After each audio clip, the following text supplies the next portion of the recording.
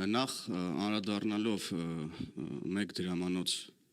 այդ անձնավորությանը, իմ դիտարկումը հետևյալն է, սա պետությունն է եւ պետական կառավարման համակարգում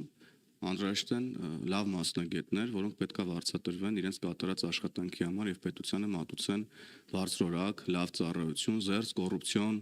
եւ այլ մեխանիզմներից։ Հիմա ձեր նշած անձնավորությունը ըստ էության, երբ որ հայտարարում է, որ կան մարդիկ կամ կա մարդ, ով պատրաստ է որպես վարչապետ աշխատել մեկ դրամով, ըստ էության նման ծանր եւ պատասխանատու աշխատանք կատարել մեկ դրամով, հարցեր են առաջանում, թե այդ մարդու կարիքներն ով է հոգալու, ով է կերակրելու այդ մարդուն, ով է հագցնելու այդ մարդուն։ Եվ այս հարցերի պատասխաններն ըստ էության տանում են այնտեղ, որ ուրիշներն են այդ ամեն ինչը անելու եւ հետեւաբար ուրիշներն են այդ մարդկանց միջոցով երկիրը կառավարելու։ Էլ չեմ խոսում, որ եթե մարդը իր աշխատանքի դիմաց վարձատրություն չի ստանում, ուրիշ տեղից է այդ գումարը վերցնում, սև, մութ ճանապարհներով, ըստ էության այս հայտարարությունը պրիմիտիվ եւ նաեւ վտանգավոր հայտարարություն է եւ ես կոչ եմ անում նման պրիմիտիվ հայտարարություններով չփորձել խաբել մեր ժողովրդին։ Շնորհակալ եմ հարցի համար,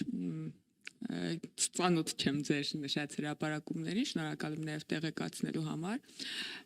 Ես կուզենայի նաև որպես լրագրողներ հետաքրքրվեք միգուցե կառավարությունը եւ գուցե նաև Տաշիր գրուպը այդ տեղեկությունը ունենա, թե արդյոք մեկ դրամ ինքնարժեք ունեցող այդ գործիչի ներկայացրած կազմակերպությունը, օրինակ, որքան հարկային արտոնություններ է խնդրել եւ ստացել կառավարությունից վերջի տարիներին, արդյոք դա մեկ դրամ է եղել, թե մի քանի միլիարդ դրամ։ Պետք է հասկանալ, որովհետև եթե չեմ սխալվում, ժամանակ բարբերաբար կառավարության նիստում այդպիսի որոշումներ են կայացվում, միգուցե էկոնոմիկայի նախարարությունը այդ մասին կարողանա որակյալ արձագանք տա, ամբողջական պատկեր ունենաք, եւ նաեւ ինչ վերաբերում է Հայաստանում աշխատավարձերին, ես համաձայն եմ իհարկե պարոն Հովհաննիսյանի հետ, պետք է մարդը ինչ-որ տեղից վճարվի եւ ծառայի սպասարկի այն մարդկանց ումից վճարվում է եւ հետեւաբար մենք կարծում ենք, որ Հայաստանում պետական ապարատի աշխատողներ պետք է վճարվեն ժողովրդի հարկերից, որպեսզի սպասարկեն ժողովրդի կարիքները եւ այդ ժողովրդի կարիքների սպասարկման տրամաբանության մեջ ես ուզում եմ նշել, որ վերջին մեր քաղաքական թիմի կառավարման ընթացքում, այսինքն 2018-ից 2025 թվականի ընթացքում միջին աշխատավարձը 180,000 դրամից միջին նկատի ունեմ մասնավոր սեկտորը նույնպես ներառյալ 180,000 դրամից աճել է 300,000 դրամ, այսինքն 75%-ով։ Իմ ոլորտի վերաբերյալ կարող եմ ասել, որ ուսուցիչների միջինացված աշխատավարձը բարձրացել է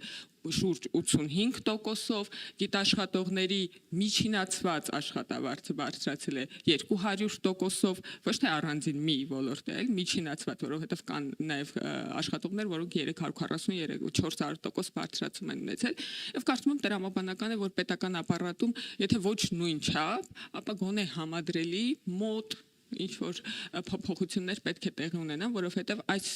համակարգում աշխատող մարդկանց աշխատանքի արդյունքն է, որ մենք հիմա ունենք այս վիճակագրական տվյալները։ Շնորհակալություն։